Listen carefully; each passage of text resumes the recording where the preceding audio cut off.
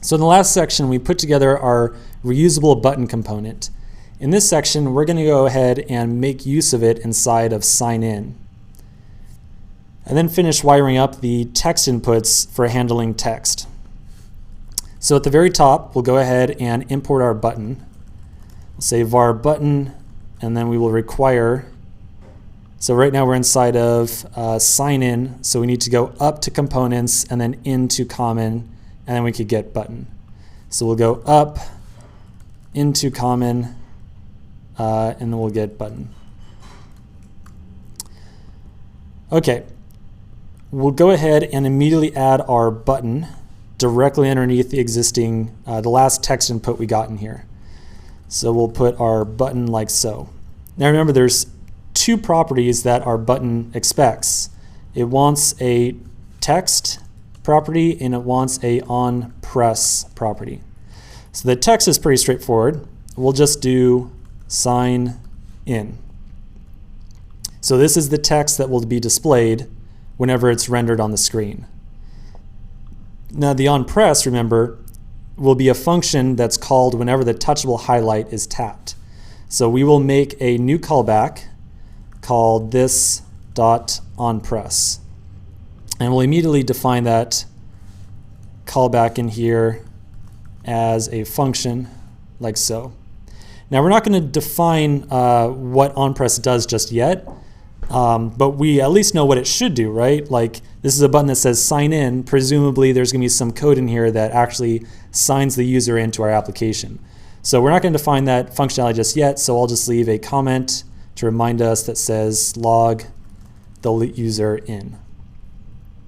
Okay, so let's save this and we'll refresh, and awesome, we got our button here. Looks good. We can probably tap it and we see that touchable highlight. Doesn't actually do anything yet because we don't have any code defined in here yet, but you know, we've got a reasonable expectation that it works, right? Okay, so speaking of logging the user in, that reminds me, the text inputs. So I can enter some text in here like so, you know, my username and my password, but we're not actually like making use of that text yet, right? We're not like reading the text out. We don't really have any ability to say, hey, what's currently in the username input? You know, what's inside of there right now?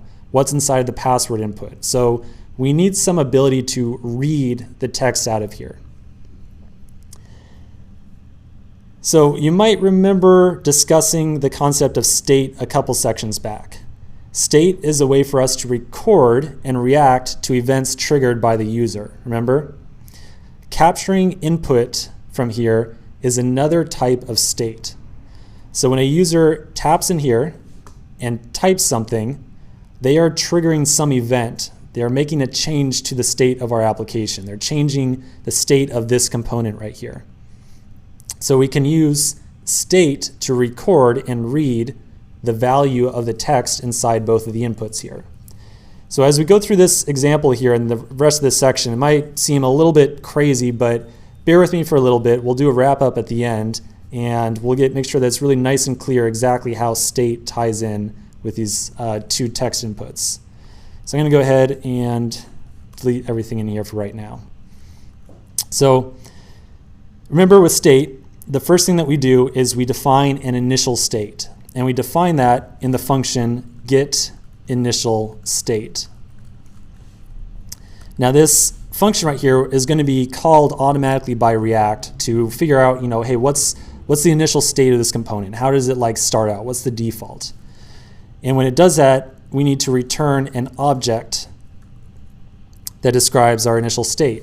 So we're going to say that we're going to have two pieces of state here. We're going to have a username and a password, and both of them are going to be a string, you know, the actual text that the user is typing in. So we will default our state to be an empty string for username and an empty string for password as well. Okay, so whenever the component first renders, our initial state is now going to be username, empty string, and password, empty string. Okay, so that part I think is, you know, not that bad, right? Pretty straightforward, nothing too crazy just yet. So let's think about what we want to do. Like, I mentioned a second ago that whenever the user is typing in here, they're modifying the state of our component. So it kind of follows that whenever the user types something in here, whenever they make a change, we want to update the state of our component. So what we'll do is we'll add a callback to text input where whenever something new is typed in, whenever a button is pressed, we want to update the state of our component with that new value of the input. So I'm going to add some new lines in here just so it gets nice and clear the changes we're about to make. And then we're going to kind of break up the text input tag here a little bit. And we'll say we're going to make use of a event property on text input called onChangeText. So if we pass a function to this property, it will be called every single time that a user changes the text in here. And the first argument to that function, the thing that's always called with, is the new text that's placed inside the input, the text that the user just entered. So we're going to make use of an arrow function here, and we'll say the first argument, text, and we'll say this set state username text. So in other words, whenever the user changes the text inside of this text input, update the state of our application for username to be equal to the new text inside of that input. Okay, so this part right here, I think this part is also pretty reasonable, right? Nothing too crazy in here. Whenever someone makes a change, just update the state of the component, right? Just say, okay, like there's some new value for the username. Let's record that on our component. Nothing too bad. So here's where it gets just a little bit strange, just a little bit strange. Bear with me for a minute. We're going to add another property on here called value. And the value on here is going to be equal to this .state.username. Okay, so here's the kind of the crazy part. What we're saying here, it's kind of I want you to think of this kind of as a loop, right? That's really what's happening. It's kind of like a recursive, or not really recursive, but it's like a loop. Whenever the component is first rendered, the value of the text input is set to this .state.username, and that initial state is empty string. So when our component is first rendered, the text input has a value of empty string. That means no text in here, completely empty. Now whenever the user changes the text, whenever they click in there and they start typing some keys, we're going to update the state with the key that they just pressed, right? We're going to add on that new character. We're going to say okay, they're typing something, here's the new text. So we're going to update our state for username to be equal to that new text. Sounds reasonable, right? So far we're pretty good. Now remember, whenever we set state on a component, it causes the component to re-render. So our render function is going to get called again. We're going to create a text input on the re-render, but the key here is that the value is now going to be equal to the new username, the one that the user just typed in, that change that they just made. So the new text input is rendered, and then it's put on the screen of the device. So that really the way to think about this is when the user types something into a field, they're not really changing the value of the text input. They're changing the value of our state value. They're changing the value of state. As a total side effect, as a total this just happens to occur, this is not like a direct cause, it just kind of magically happens. When they type something, it re-renders the component, and when it re-renders, it uses the updated value of state. So that's the key. The key here is that the user is changing state, and then when the component re-renders, we're re-rendering with the new value of the state. All right. So hopefully that makes at least some degree of sense. Try to think of it kind of as a loop, as opposed to something where they're actually just changing the value of text input. So let's go ahead and save this and refresh and go ahead and type stuff. So you're probably sitting there saying, okay, Stephen, like, yeah, all right, it works. I buy it. Like, we're setting the state here, but the password input has nothing to do with state right now, right? There's no reference to state in here, but I can still type. So, what the heck's the difference? Why am I doing it like this? Why don't I just, when the user types in here, why don't I use something that kind of looks like jQuery, something, I don't know, to read the value out of the input? Well, you can do that, right? That's totally an option. If that's how you want to treat your component, if that's how you want to design stuff, you can totally do that. The reason that we record the value on state is that it lets us do really easy things down the road. It lets us very easily say, set a default username. So maybe I want to say like default, right?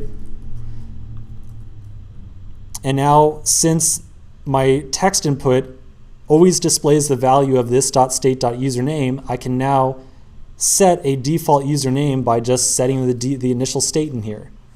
Makes stuff like that really easy. It also means that later on, when we need to actually log the user in, I don't have to say something in here like, this dot text input for username dot current value, or something weird like that, right? I can just say this dot state dot username.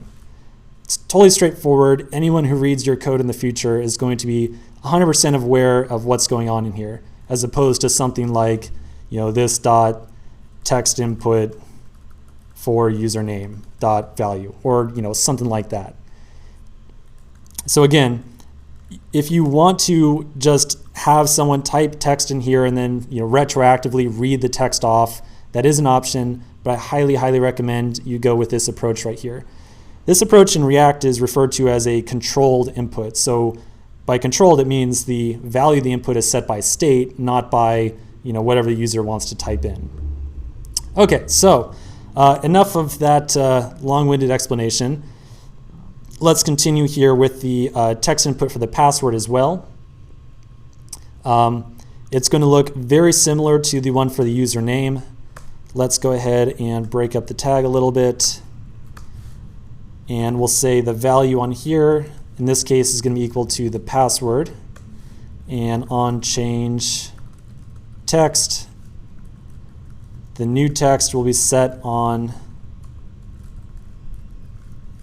password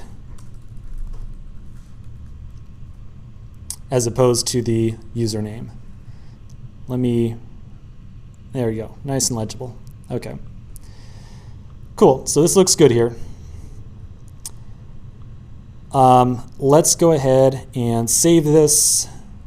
We've got empty string there at top, looks good. Let's refresh. So I can enter text here and I can still enter text here. Looks good, I like it. So here's another nice little thing that we get as a benefit of setting our state or using our state to record the user's text. Let's say that whenever the user presses sign in, if, as a security precaution, if they try to sign in and they have like a bad password maybe, right? Let's say that we want to empty the password out. Like, we don't really want them to try to like reuse passwords or anything like that. Let's just toss the entire value in there. So what we can do is we can say this dot set state password is empty string. So let's save, refresh, and let's say bad username, bad password, and then I'll click sign in, and poof. When we clicked sign in, it ran the onPress function, which set the state of password back to empty string. Setting the state causes our component to re-render, and the value of our password text input is equal to the value of this.state.password, which is now empty string, and so the value of the text input in here, poof, just goes away. Goes to empty string right here. So again, lots of benefits to making sure that you set your state or your user inputs on state. All right, so lots of stuff on state. State is fantastic, very usable. Obviously, core feature of React. If it's still something that's unclear, do not sweat it. It's just one of those acquired skills that you just kind of kind of got to cut your teeth on it a little bit, you know. Anyways, enough on state. Let's go ahead and continue into the next section.